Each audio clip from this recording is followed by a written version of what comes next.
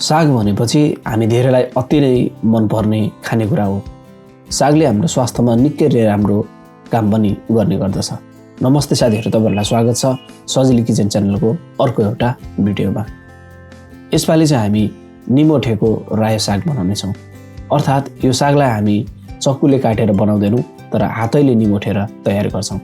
यसरी साग खाँदाखेरिमा अति नै स्वादले भरिपूर्ण रहनेछ। भिडियोसँग रहिरहनु होला। जसको लागि चाहिँ आफ्नै बारीमा रायोको साग यसरी उपलब्ध छ। केही मसिनो पनि छ, तर चाहिने जति मैले ठुल्ठुलोलाई टिपेर राखेँ।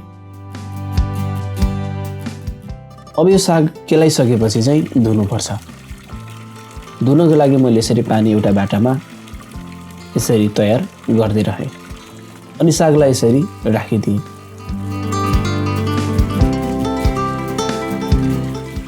कुनै पनि भेजिटेबल हामी पकाउँछौँ भने पहिला त्यसलाई हामीले सफा गरिरहेको हुन्छौँ। त्यही अनुरूप यो रायो सागलाई मैले पनि यसरी सफा गर्दै रहेँ। एकपटक मात्रै धोएर हुँदैन, बारम्बार जबसम्म यो सफा हुँदैन तबसम्म मैले यसलाई धुँदै पनि तयार गर्दै रहेँ।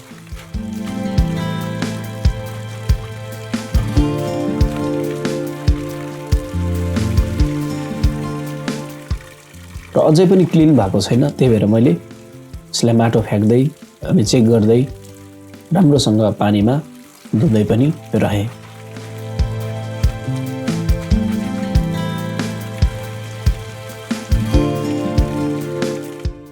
र यसरी अब साग सफा भइसकेपछि यसलाई मैले निमोट्न खोजेको छु।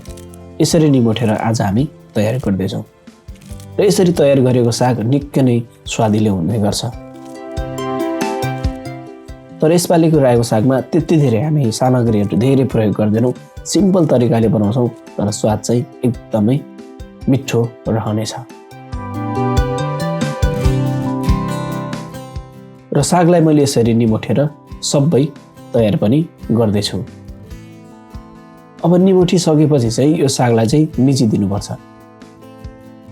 यसरी मिच्दाखेरिमा कस्तो मजाको पिरो पिरो बास्ना आउने गर्छ र त्यसले सागलाई एकदमै स्वादिलो बनाउँछ। यसमा अलिकति हरियो पानी निस्किन्छ, त्यसलाई हामी फ्याक्दैनौँ, पछि प्रयोग गर्छौँ। अब बनाउनुको लागि एउटा भाँडामा तेललाई राखिदिने। तेल राम्रोसँग तातिएपछि अलिकति सुकेको खुर्सानी, थोरै अदुवा मसिनो काटेर अनि लसुनलाई पनि मसिनो काटेर राखेर यसलाई चलाइदिने। यतिको भएपछि थोरै यसमा जिरा पनि राख्छौँ अनि फेरि पनि यसलाई चलाइदिन्छौँ। अब चाहिँ रायो साग राखिदिने।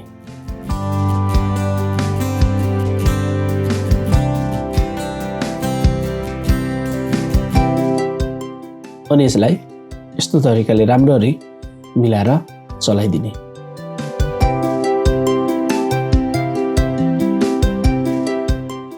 साग हाम्रो स्वास्थ्यको निम्ति एकदमै चाहिने कुरा पनि हो, जसले गर्दा चाहिँ हाम्रो स्वास्थ्यलाई राम्रो गर्छ अनि आँखालाई पनि राम्रो गर्ने गर्दछ। यतिको भएपछि अब यसमा जुन रायोको साग मिच्दाखेरि निस्केको पानी थियो त्यसैलाई मैले राखिदिएँ। त्यो पानीलाई हामी फ्याक्दैनौँ। पिरो पिरो कस्तो मजाको आइरहेको छ यसबाट बास्ना पनि। र यो सागलाई राम्रोसँग चलाएर यसरी छोडिदिएँ।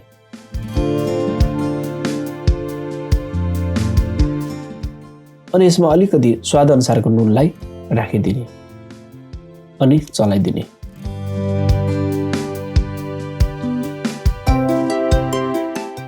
राम्ररी मिलाएर यसरी मैले तयार पनि गर्दै रहेँ। यतिको भएपछि थोरै यसमा अब मकैको पिठोलाई राखिदिनुपर्छ।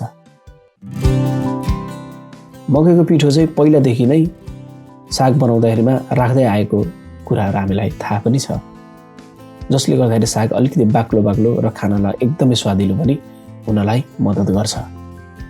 र यसरी मैले चलाउँदै यसलाई तयार पनि गर्दै रहेँ। यसमा पानी पनि प्रयोग गर्नु पर्दैन।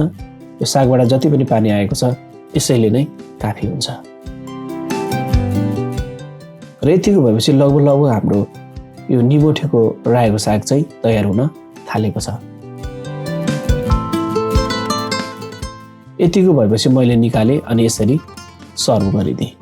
स्वादले अति नै भरिपूर्ण भएको र खाँदाखेरिमा निकै नै मिठो आज निमोथेको रायोको सागको रेसिपी तपाईँहरूको बिचमा सेयर गरेँ। यदि आजको रेसिपी तपाईँहरूलाई मन पर्यो भने यो भिडियोलाई लाइक शेयर च्यानललाई सब्सक्राइब गर्नु भएको छैन भने च्यानललाई सब्सक्राइब पनि गरिदिनुहोस्। फेरि मिल्नेछौँ अर्को नयाँ र मिठो मिठो नेपाली रेसिपीहरूको साथमा।